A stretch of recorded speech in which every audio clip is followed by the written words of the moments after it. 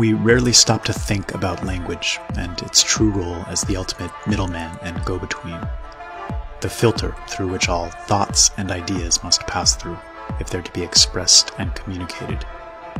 The importance and responsibility of language is, of course, immense, and practically impossible to overstate. A failure in the clarity and precision of our language is like employing a dishonest translator, misrepresenting or mischaracterizing a person's heart and mind. Degenerating language inevitably acts as both cause and effect of the decline of cultures and nations, a precursor of chaos and confusion. We live in an age in which popular culture dictates our norms, our morals, and, yes, even the evolution of our language. We can't help but be a product of our influences, and nothing reaches more minds than the collective influence of our media. Hollywood and New York are far more powerful than any government, because politics is very much downstream from culture, and when it comes to prevailing culture, they call the tune to which most of the world dances. Some might object, but I don't watch much TV, or go to the movies, or take in mainstream news. Okay, but do your friends and family? What about their friends and family? We're all connected. Nobody escapes this cultural osmosis. Regardless of your amount of personal discipline or your level of awareness, no man is an island, especially not in the modern technological age. Accurate communication is becoming extremely difficult, and my contention is that this is due to a willful perversion and poisoning of our language by factions that have recognized the immense power behind such tactics. Broadly speaking, I believe that most people are good-natured and want the best for the world at large. I truly believe this. Even the most hateful creature screaming at you in the streets wasn't born that way, but rather degenerated into this chaos gradually, usually due to a snowball effect of compounded errors of misunderstanding over time, often beginning with their parents and an unfortunate chaos in their formative years. It's confusion that causes them to act contrary to the best interests of their nations and their neighbors, ultimately even themselves. And I believe the root of this confusion is our collective failure to put forth the effort to speak and think clearly, our failure to maintain the means to properly communicate ourselves to others, to be sure we're being understood. For example, remember when racism referred to the hatred of other races and the active seeking of their harm or destruction? Or when sexism implied overt hostility towards the opposite sex? These terms actually had a specific and clear meaning, recognizable to all. They were efficient in that sense. These days are long gone. These have now become what's referred to as power words, often used, whether consciously or unconsciously, as an efficient tool to divest power from one group and grant it to another. Here's how the process seems to work. Step 1. Attach as much negative emotional force as possible to a word, using every means available over a suitably long period until the word practically radiates perceived toxicity. Step 2. Subtly begin to widen the definition, to increase the number of individuals that fall under its umbrella. Step 3. Profit, as people begin to flee this umbrella to take the path of least resistance. After all, who wants to choose such a hill to die on when it could harm one's career prospects, one's image, or offend anyone that doesn't know enough about you to judge you with the benefit of proper context? This is how rapid social change is manifested.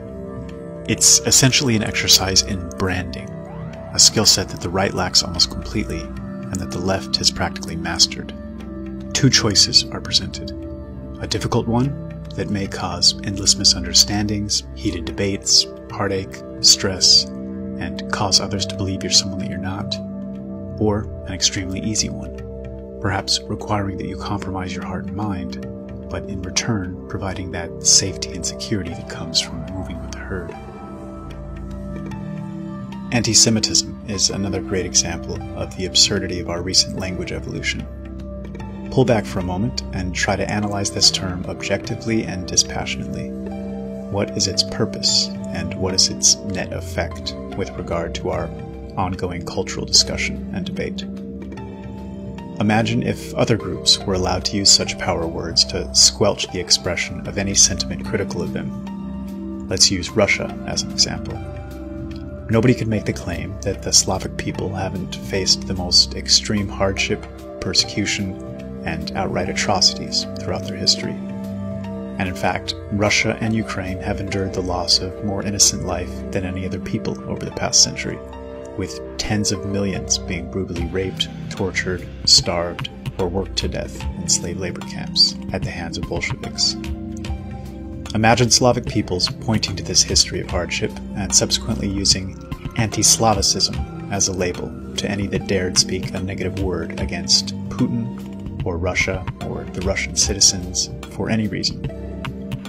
Aggressively silencing the negative half of the debate leaves only the positive, which would foster only neutral or praiseworthy commentary towards Mother Russia, and within a relatively short time, we'd all agree that Russians could do no wrong, which would only serve to further strengthen the term anti-Slavicism and its weaponized power, such as the power of language and language controls. Our next category of words are the misunderstood power words, those that most people have lost a true understanding of, yet continue to use in the manner in which they've been programmed. These include words like prejudice, discrimination, judgmental, stereotype, and several more which we won't cover here. Perhaps in their infancy, these words were used with good intent, with the goal of keeping an eye on the natural tendency towards hatred or groupthink. But again, let's pull back. What are the actual definitions of these words we've been taught are so vile? Prejudice, preconceived judgment or opinion. Discrimination, recognition and understanding of the difference between one thing and another. Judgmental, of or concerning the use of judgment. Stereotype, a simplified and standardized conception or image invested with special meaning and held in common by members of a group. Picture yourself walking home late at night in a dangerous neighborhood, faced with the decision of which side of the street to take. On one side, you see an elderly woman hobbling in your general direction. On the other, you see a 20-something male. In this split second, which side might you choose? Yes, it's within the realm of conceivable possibility that this elderly woman is one of the world's foremost mixed martial arts experts, who has had a terrible day and has sworn to kill the next person that looks at her sideways. But broadly speaking, the likelihood of her presenting a serious threat is practically non-existent. The likelihood of the man posing a serious threat is extremely low as well. But as your brain quickly scans through its totality of context, involving your own personal experiences, those of others in your social circles, as well as any relevant data and statistics you've digested through the years, you made a snap decision, which may help keep you safe. In doing so, you've engaged in prejudicial behavior, discrimination, stereotyping, and, by some standards, sexism, ageism, even racism, should the male figure happen to be an ethnic minority and the elderly woman white. We do such things every day. We've been blessed with faculties that allow us to draw upon our knowledge and understanding to make judgments, with the intent of keeping us safe, secure, happy, and prosperous. Nature has granted us these gifts as a means of self-defense. Refusing to recognize group traits and tendencies makes us less informed, and leads to a reality that feels more chaotic and incomprehensible. Those that willfully reject these informational datasets become less knowledgeable and understanding of the world around them as a consequence. I think most people would agree that unjustly engaging in prejudicial or stereotypical modes of thought or behavior is wrong, but this is no longer the stance of many of those who use these terms so aggressively. The distinction is no longer drawn between unjust or hateful prejudice and stereotypes and those that are logical, helpful, informative, illustrating just how absurd this language pollution has become and just how muddy the waters are. And notice that all 4 of these words revolve around making use of your logical or reasoning faculties, engaging your judgment, using data or anecdotes from others or your past experiences to seek to make informed decisions or classifications. It's as if there's a concerted push to convince us not to trust our own intuitive judgment, and instead to look to formulate our opinions from on high. There's something deeply unsettling about this. The word equality has become another absurd linguistic monstrosity. Initially, the common usage of this term appealed almost universally. Nearly all of us are seeking a level playing field in which people can rise or fall based on their ability and the amount of effort put forth. However, this word has morphed over the years, stealthily, from meaning equality of opportunity to meaning equality of outcome. These 2 definitions, again unfortunately housed under a single word umbrella, couldn't be more different. One allows for a natural and healthy system that rewards and incentivizes the best and brightest, allowing for the greatest good to most efficiently come into being for society at large. The other leads to artificial constructs that punish ability and effort, and reward incompetence and laziness. The situation on the language front has degenerated to the point where someone can ask, unironically and completely without elaboration, "You're not against equality, are you?" Such questions are exasperating and leave the listener with the responsibility of trying to read the thoughts of the questioner. Are they asking if I believe all people should be equal? Or asking if I believe that all people are equal? Or are they asking if all people have equal opportunity and equal rights under the law? I think more often than not, those people who pose such questions don't know what they're asking, and are simply using superficial means to paint you as bad and themselves as good by comparison. Our discourse has become this infuriatingly simplistic. Tolerance may be the most obvious absurdity of them all. This concept has been elevated into a moral virtue by those gatekeepers of popular culture over the recent decades. In fact, perhaps the foremost moral virtue. Again, let's pull back. What does this word truly mean? Its most common definition is to endure, to put up with, implying the passive acceptance of something one views to be dangerous, harmful, degenerate, or bothersome, or somehow counterproductive. We're taught to tolerate increased crime, the destruction of traditional moral and ethical values, and all varieties of profoundly negative change, and that it's moral to do so. It's difficult to think of a more efficient means of destroying a nation than to goad its citizens into tossing their culture and traditions into the dustbin, to instead tolerate and embrace others, to sacrifice the safety and happiness of future generations in exchange for potentially avoiding offending someone. And of course, the ultimate irony of so much of this speech policing and control, especially when it comes to matters of race or sex or ability, is that it almost always has the opposite net effect to the one intended. One of the ways a person can know he's being dealt with in an open and honest and straightforward way, and know that the person across from him is being genuine, is when they feel free to engage in good-natured ribbing. For example, a surefire way to make someone in a wheelchair feel uncomfortable is to do everything in your power to avoid mentioning their predicament, or speak to them in the pitying or condescending tone so often adopted by those most obsessive in their political correctness. Walking on eggshells immediately signals a falseness or inauthenticity, and a condescending tone signals that the speaker believes the listener to be somehow inferior, regardless of the words they choose to use or avoid. It also prevents us from recognizing and embracing our unique strengths and weaknesses, both as individuals and groups, and acting accordingly. This type of intellectual dishonesty is paralyzing. And our next category is the created with the intent of weaponization words. Firstly, conspiracy theory. Many of you probably know the history of this term, and the fact that it was purposefully injected into American society in the late 60s by the CIA and their Operation Mockingbird, and subsequently nurtured and molded into the shame-inducing ad hominem it's become today. in part to prevent attacks on the Warren Commission findings regarding Kennedy's death. Having done a tremendous job of making sure the term was always uttered with a derisive sneer or a mocking chuckle by the heavily infiltrated press, this term has become one of the best examples of the perversion of language, eliciting visceral Pavlovian reactions in all who hear it. But again, let's pull back and analyze the word or the term itself. Is it not human nature to work together towards some common end? Does this not happen often behind closed doors? Of course. We are conspiring creatures, some conspiring for good, others for bad.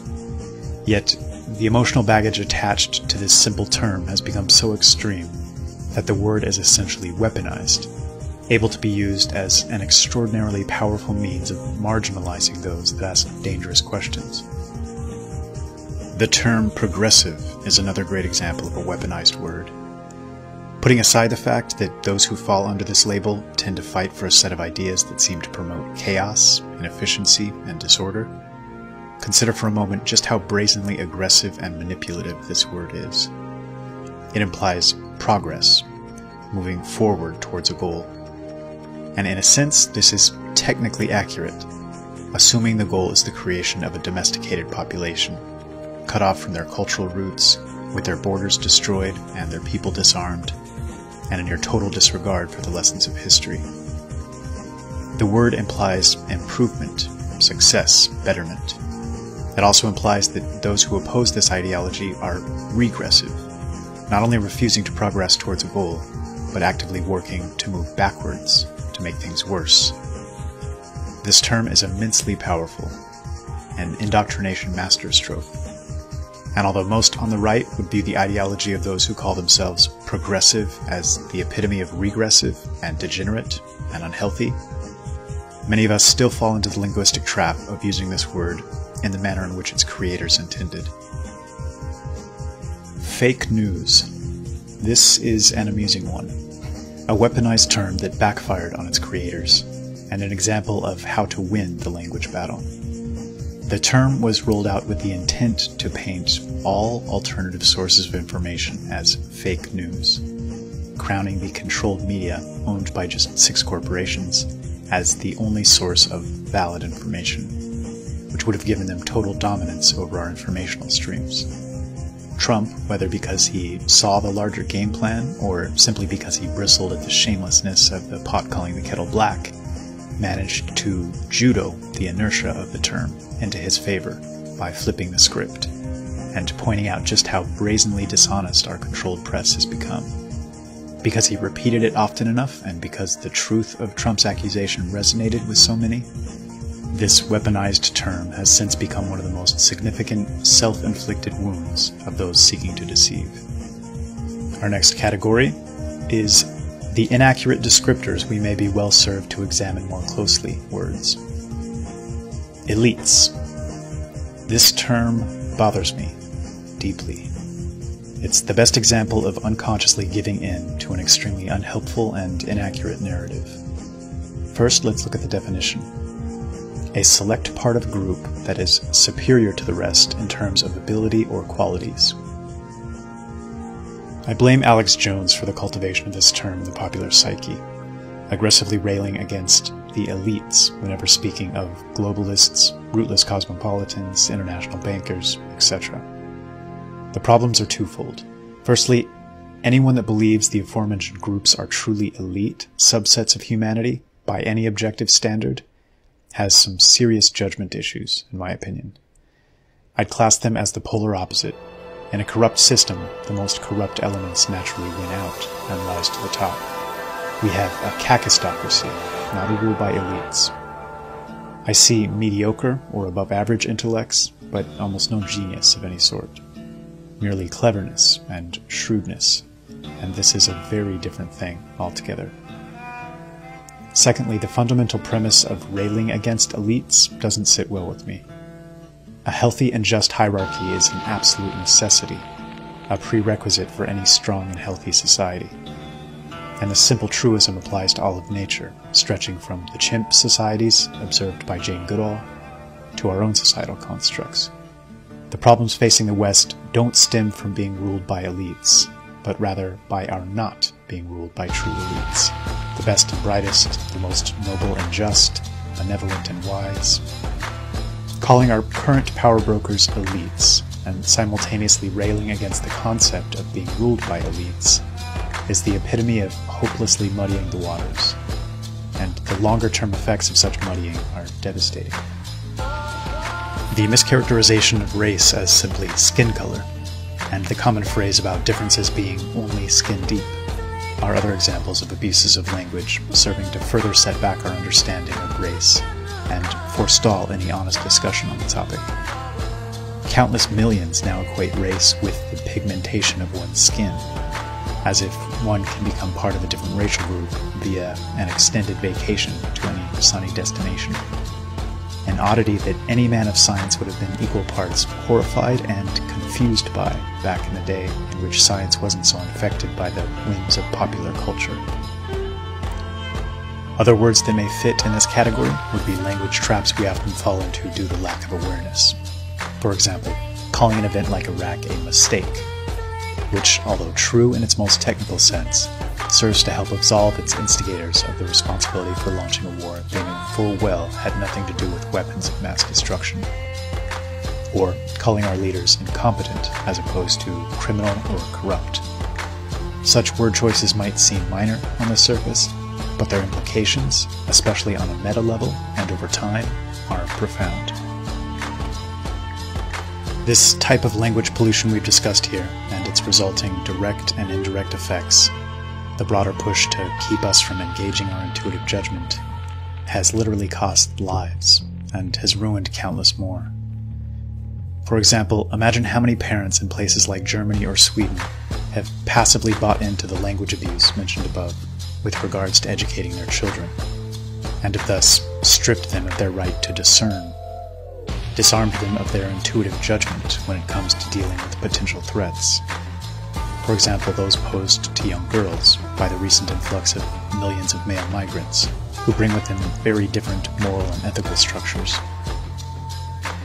When our clarity breaks down, our ability to communicate breaks down, and this can only lead to chaos, violence, degeneration, and devolution. Our energy dissipates, we become angrier and more aggressive, seeking to set things right but unable to find a direct means to do so, with each side of the ideological fence finding itself unable to effectively communicate with the other. The best we can do as individuals is to strive to think and speak as clearly as possible. It takes awareness and effort, and none of us can ever fully master the art, but in striving to get as close as possible to mastery, we literally make the world a better place. And not only does this create a positive ripple effect to all those around us, but it greatly improves our own lives, while simultaneously allowing for a more pure totality of context and informational edge over those who insist on doing otherwise.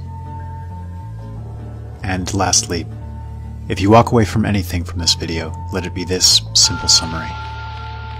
Learning to actively discriminate, nobly and justly, is the first step towards becoming a truly independent thinker. And learning to think and communicate with clarity is the first step towards the creation of a harmonious world.